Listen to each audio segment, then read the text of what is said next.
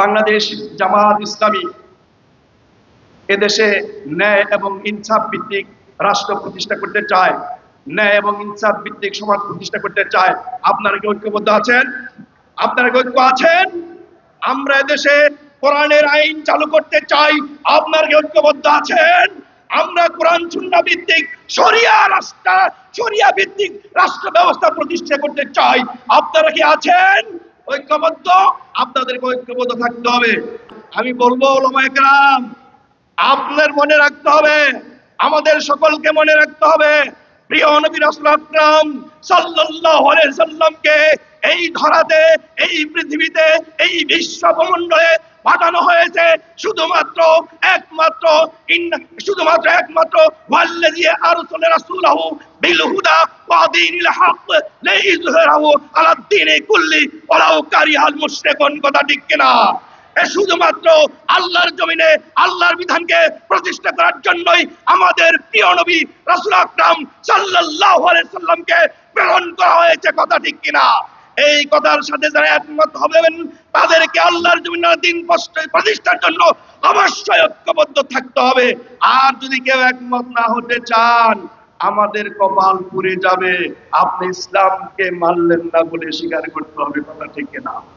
প্রিয় ভাইরা আমার, আর ইসলাম থেকে রাজনীতি আলাদা করতে চায়, ইসলাম থেকে রাজনীতি আলাদা করতে চায়। আলিয়াউমা আকমালতু লাকুম দীনাকুম ওয়া আতমামতু আলাইকুম নি'মাতি রাদিতু লাকুমুল ইসলাম দীনা। এই ইসলাম পূর্ণাঙ্গ জীবন বিধান। Islam is the complete code of life. কথা ঠিক কিনা?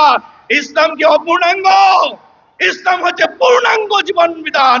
সেই পূর্ণাঙ্গ জীবন বিধান প্রতিষ্ঠার জন্য আমাদেরকে কাজ করতে হবে। কথা ঠিক কিনা? এখানে এক শ্রেণীর মানুষ বলে, মসজিদের ইমাম সাহেব যখন রাজনীতির কথা বলে, তখন বলে ভাই মসজিদের রাজনীতির জায়গা না।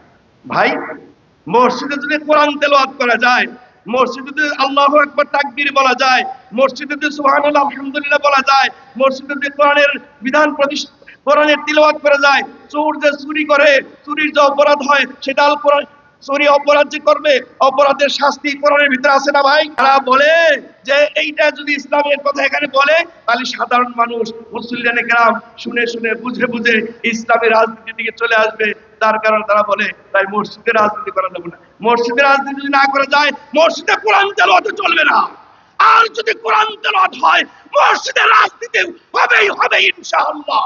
কারণ ইসলাম রাজনীতি আলাদা নয়।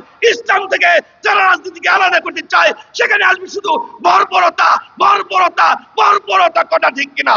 যার কারণেই, বর্বরতা থাকার কারণেই আজকে সারা বাংলাদেশে সন্ত্রাস, চাঁদাবাজ, রাহাজানি, লুটতরাজদের আড্ডাখানায় পরিণত হয়েছে। কথা ঠিক কিনা?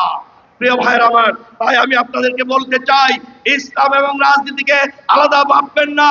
হাত থেকে মস্তককে আলাদা করা যায় না, মস্তক থেকে পাকে আলাদা করা যায় না। ঠিক তেমনি ইসলাম থেকে রাজনীতি আলাদা করা যায় না। যদি কেউ রাজনীতি আলাদা করতে চান, তাদেরকে কোরআন পড়তে হবে, আল কোরআনকে পড়তে হবে, আল্লাহ রাসূলের জীবনকে পড়তে হবে। তাহলে আপনি ইসলামকে সঠিকভাবে বুঝতে পারবেন এবং মেনে নিতে পারবেন। আমি বলি, ইসলামী রাষ্ট্র ব্যবস্থা প্রতিষ্ঠিত হলে হিন্দু, বৌদ্ধ, ইহুদি, খ্রিস্টান, মুসলিম, অমুসলিম, দল মত নির্বিশেষে কে কোন দল করেন দেখার বিষয় নয়, সকলেই শান্তিতে থাকতে পারবেন ইনশাআল্লাহ।